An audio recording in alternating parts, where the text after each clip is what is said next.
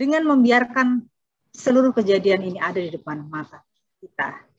Kita harus bertanya kepada diri kita sendiri, apakah kita tidak malu? Dan bukankah ini sesungguhnya malah menodai integritas diri kita sendiri?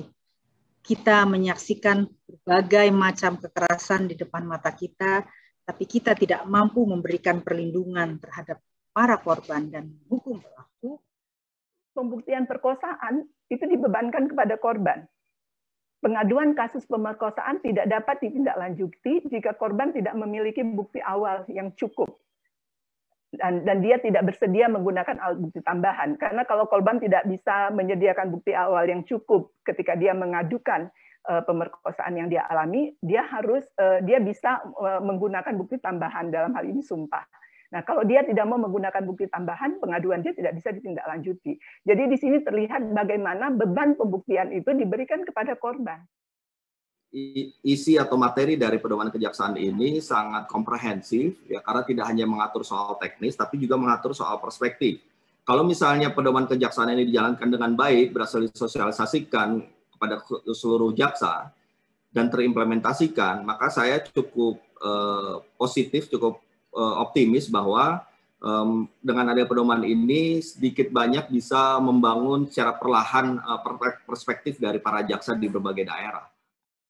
Oleh sebab itulah rasanya sangat tepat dan relevan kalau hal yang berkaitan dengan ini, upaya untuk mewujudkan undang-undang penghapusan kekerasan seksual, ya, itu bisa segera disahkan dan bisa segera diundangkan, sehingga kekosongan hukum yang menjadi, ya, alat bagi penegak hukum untuk menjalankan secara konsisten, ya, beberapa hal yang selama ini sering menjadi kendala itu dapat diatasi.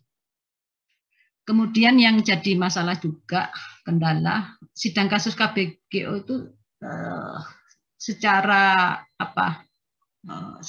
kebanyakan itu dilakukan secara terbuka, artinya mestinya KBGO ini dilakukan secara tertutup. Lah ini yang mestinya penegak hukum itu mestinya satu visi, bahwasanya permasalahan-permasalahan KBGO itu bukan menjadi ranah pengadilan yang terbuka.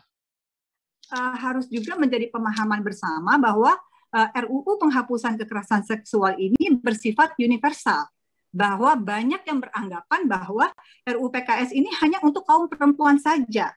Tetapi yang harus menjadi kesepahaman bersama bahwa RUU PKS ini bersifat universal. Jadi untuk laki-laki dan untuk perempuan, bahkan untuk anak-anak di bawah umur.